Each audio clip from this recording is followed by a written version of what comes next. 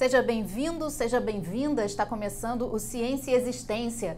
Numa temperatura que chega a 55 graus negativos, no interior da gelada Antártica está o Criosfera 1, um laboratório remoto comandado por cientistas brasileiros. A estação acaba de completar 10 anos em funcionamento, coletando informações sobre o clima que abastecem estudos e pesquisas mundo afora. Vamos saber mais sobre esse projeto. No programa de hoje, eu converso com o professor Heitor Evangelista, geofísico e coordenador do Criosfera 1. Recebo também Franco Nadal Vilela, meteorologista do INMET, Instituto Nacional de Meteorologia. Muito obrigada pela presença dos dois. Gostaria de começar com o professor Heitor. Gostaria que o senhor explicasse essa localização do Criosfera 1, né, a 2.500 quilômetros da estação Comandante Ferraz, num local apelidado pelos cientistas de Sertão da Antártica. Por que o Criosfera 1 foi instalado nesse local? Boa tarde para você e para os demais colegas aqui. O Criosfera 1 está localizado na latitude 84 sul, né? Então, quando você olha para a Antártica ela é dividida basicamente em duas grandes regiões, que a gente chama de leste da Antártica e de oeste da Antártica. Essa região oeste da Antártica, ela é uma região mais suscetível às mudanças climáticas, né? A gente tem observado ao longo das últimas décadas, principalmente depois do início do monitoramento por satélite, né? A gente tem observado grandes alterações na dinâmica do gelo, no derretimento superficial, na formação de icebergs. Então, é uma região que está hoje passando por um processo extremamente dinâmico e com grandes implicações não só para a biodiversidade regional, né, mas também para o clima global. Então, é importante para nós que trabalhamos com as mudanças climáticas, principalmente as mudanças climáticas da era moderna, entender em profundidade quais são as razões que fazem com que esse continente, essa parte do continente, tenha apresentado uma resposta tão rápida à elevação da temperatura global, né? Que fatores ambientais estão por trás, que fatores de natureza antrópica ou natural estão atuando nesse sistema. Então, o Criosfera 1 ele é localizado numa região muito estratégica para esse tipo de trabalho, porque ele fica muito central ao oeste da Antártica, né? Então, esses dados eles são extremamente importantes para que modelos numéricos possam fazer projeções mais precisas e a gente acompanhar em tempo real tais modificações. Então, para nós, é um desafio enorme, né, de manter essa plataforma em operação. Todos os dados dela ficam disponíveis quase em tempo real para toda a comunidade científica internacional. Isso inclui dados meteorológicos, isso inclui dados de gases de efeito estufa e também variabilidade da deposição de neve. Então, são dados muito importantes numa área muito grande, sem monitoramento, e que demanda mais conhecimento para que a gente possa esclarecer melhor o futuro da Antártica. E tem outros módulos lá, Heitor, ou o Criosfera está sozinho? Na Antártica, no setor central da Antártica, nós temos muito poucas estações. A grande parte das estações antárticas, por uma questão de logística, por uma questão histórica, elas ficam localizadas ao redor do continente antártico, mais próximo ao gelo marinho e ao oceano.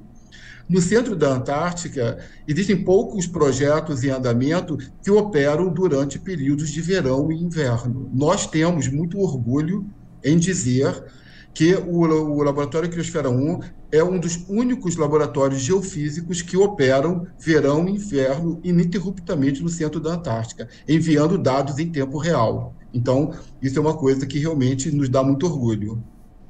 Com razão, parabéns, realmente é impressionante. Franco, bem-vindo ao Ciência e Existência. Obrigado. Eu queria que você contasse para a gente Quais são as informações coletadas pelo Criosfera 1, né? O que de mais importante chega aqui de informação, se elas chegam em tempo real, acho que o Heitor já falou que quase em tempo real, né? E queria saber também como que essas máquinas se mantêm em funcionamento. Olha, começando pelo fim, existe uma engenharia muito grande aí, também do nosso colega aí, o Eber, e do Marcelo, que são engenheiros do INPE, e então, por exemplo, a estação ficou 3 anos funcionando ali ininterruptamente com sistemas de painéis solares e turbinas eólicas, né? E isso a gente estava preocupado, por isso que a gente retornou lá para dar essa manutenção que já estava preocupando muito a gente, né? Mas a gente tem todo um sistema que desenvolvido localmente ao longo desses anos. A gente comemorou 10 anos de transmissão de dados ininterruptas. Isso é um feito em tanto para a Antártida, né? Quem trabalha com estações ambientais, estações meteorológicas, sabe da dificuldade de manter os sistemas funcionando ininterruptamente, né? E a gente tem aí bancos de baterias, que são baterias assim muito específicas para poder funcionar numa temperatura, né? E a gente foi descobrindo técnicas de melhorar a vida útil dessas baterias, por exemplo, enterrar as baterias no gelo, onde a flutuação de temperatura é muito menor. A gente está numa temperatura mais constante, o que eleva a vida útil dessas baterias. Então, são anos de experiência para chegar lá. Eu já conhecia outros pesquisadores que estão no projeto de outras expedições antárticas, né? Foi assim que eu cheguei, que o convite chegou aí a mim, né? Do projeto do professor Heitor, do Criosfera 1.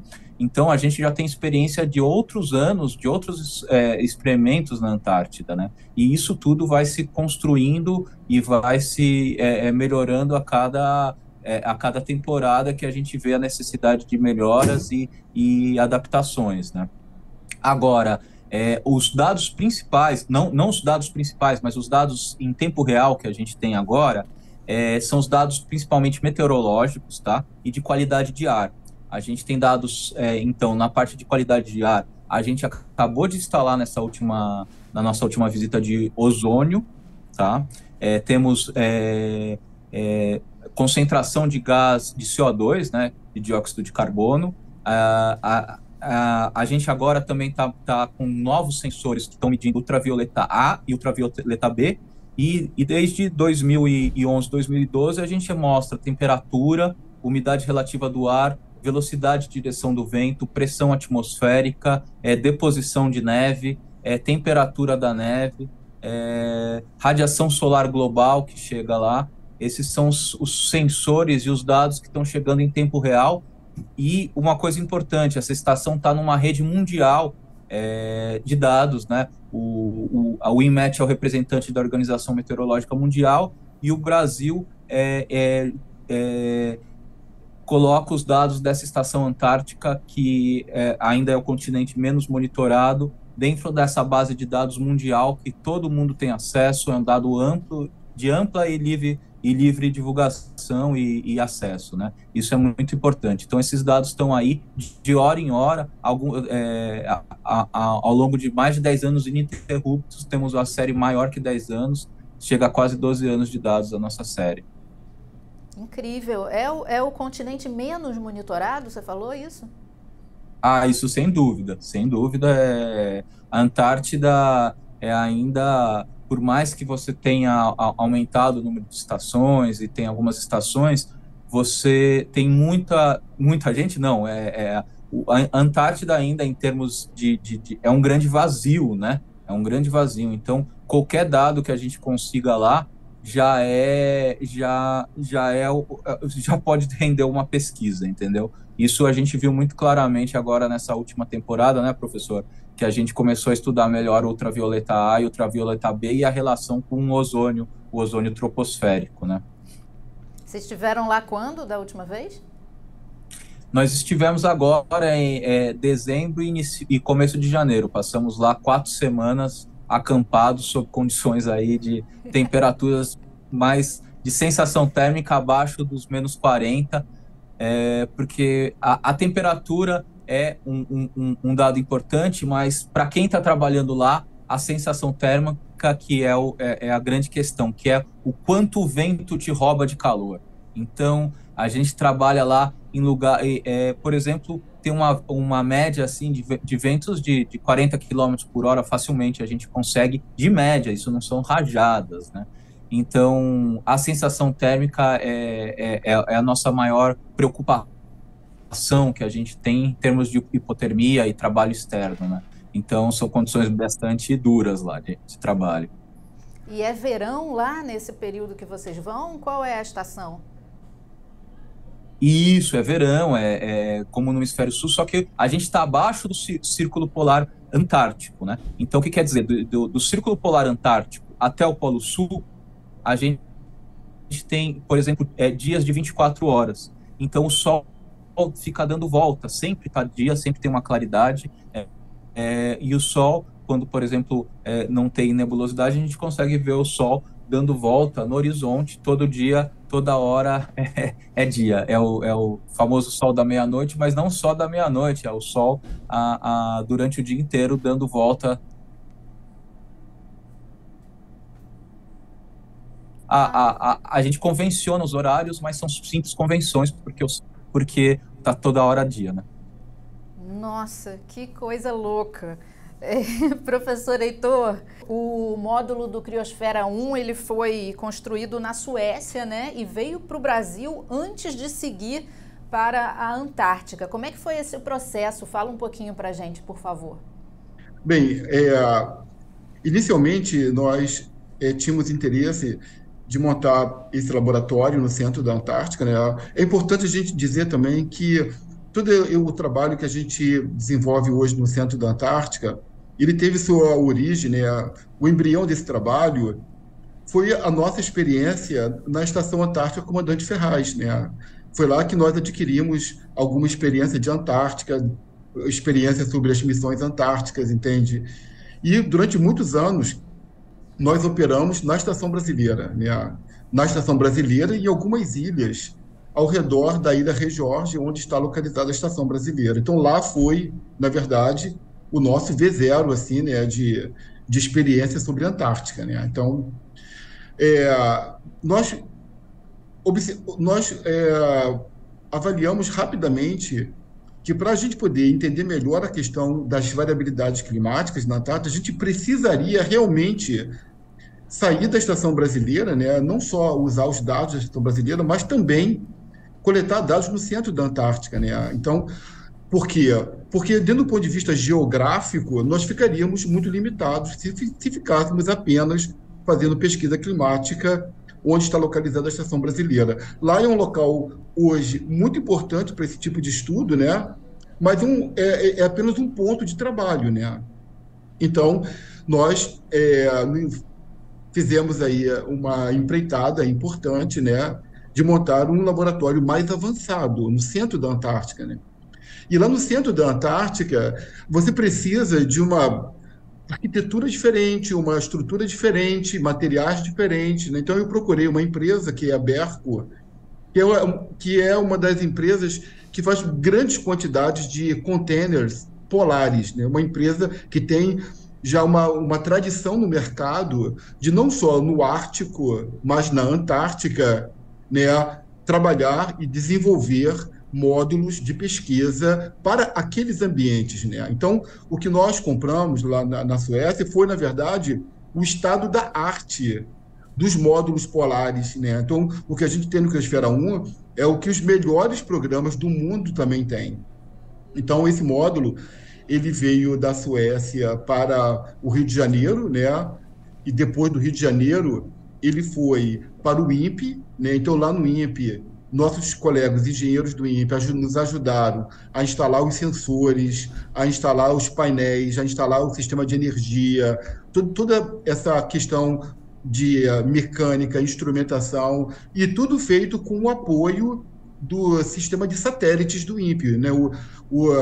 o grupo de satélites do INPE também nos apoiou bastante nisso. Então, o Criosfera 1 tem nele também embarcado tecnologia de satélite, né? Então, foi uma coisa assim, a gente usou o que havia de melhor, tanto dentro do ponto de vista da arquitetura, mas dentro do ponto de vista mecânico, elétrico, né? Usando engenheiros aí que fazem parte do nosso projeto, pessoas que trabalham com satélites, com programas internacionais, né? Então foi um pessoal de bastante alto nível que deu apoio para nós. Tanto é que o Mofranco falou, né? Nós estamos há 10 anos ininterruptamente enviando dados em tempo real, né? Realmente isso não é uma coisa fácil de fazer no centro da Antártica, né? Então, esse módulo, ele saiu do Rio de Janeiro, foi para São José dos Campos, de lá ele parou no Rio Grande do Sul. Nós temos uma parceria importante com a Universidade Federal do Rio Grande do Sul também, e de lá ele foi de caminhão, atravessando toda a Patagônia, até chegar em Punta Arenas, no Chile, onde ele embarcou num cargueiro russo, um Ilyushin, né? E aí esse cargueiro russo foi até a latitude 80, e na latitude 80 foi acoplado nele um trenó e um trator de neve e empurrou ele até a latitude 84. Né? E todo esse processo a gente fez apenas em 6 meses. Então foi um trabalho árduo, muito difícil, onde a gente abdicou de várias coisas para se dedicar integralmente ao projeto, né? E conseguimos importá-lo, conseguimos instrumentalizá-lo, testá-los, transportá-los e operacioná-lo na Antártica no primeiro ano. Entende? Foi realmente uma coisa muito boa, o que mostra que na pesquisa brasileira, se você der suporte, se você prover dos recursos necessários, nós temos pessoas competentes para fazer isso, né? E eu digo isso porque o Criosfera 1 ele é o resultado de um trabalho multidisciplinar, né? De engenharia, de meteorologia, de física, de todo mundo que, de alguma forma, contribuiu com a sua expertise e fizemos ele funcionar até hoje. É muito incrível, professor Heitor.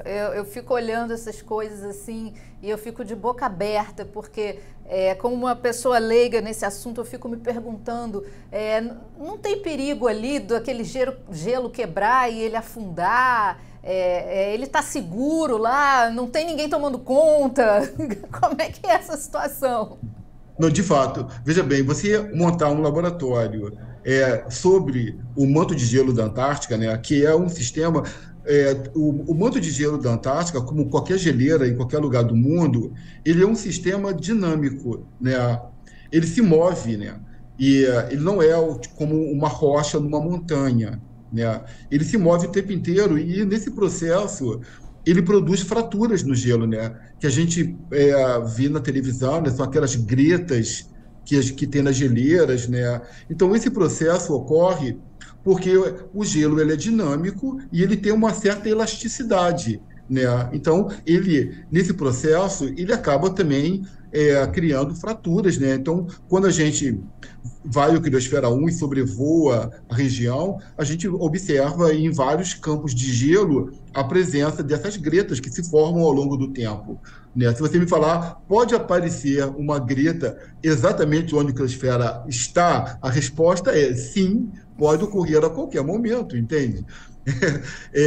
Mas evidentemente, nós estamos numa região de maior estabilidade, né? Essa região ela não foi escolhida de forma tão aleatória, né? Ela está num local onde a gente crê que o gelo ele tem uma dinâmica um pouco mais estável, né? E esse não é um perigo tão inerente, digamos assim, né? Mas o gelo e os derretimentos superficiais que podem ocorrer podem afetar, evidentemente, né? Então, enquanto esses processos não chegaram lá... Aliás, isso é uma das coisas importantes que nós monitoramos no Criosfera 1. Todo esse setor oeste da Antártica, ele está passando por um processo muito intenso de fratura de gelo, de perda de massa de gelo e de derretimento superficial. Então, apesar da gente estar tão interno na Antártica, as temperaturas máximas de verão, elas já chegaram ali com pequenos picos em torno de -4.